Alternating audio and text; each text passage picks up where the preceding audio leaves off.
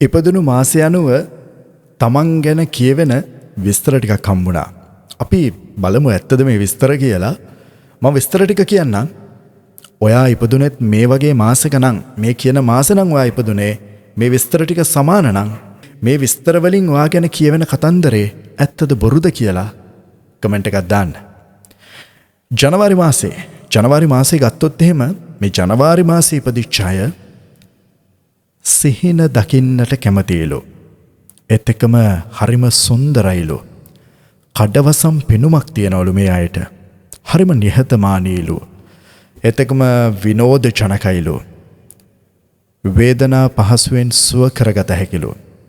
ජීවිතයට එන නොඑක් වේදනාවල් හරි ඉක්මනට හරි පහසුවෙන් ඒව සුව කරගන්න පුළුවන්ලු. හැබැයි චුට්ටක් විතර මුරණ්ඩුයිලු. හැම දෙයක් ගැනම අවධානයෙන් ඉන්න කෙනෙක්ලු. ජනවාරි මාසේ ඉපදිච්ච ඔයා මේ වගේ කෙනෙක්ද? කමෙන්ට් එකක් දාන්න.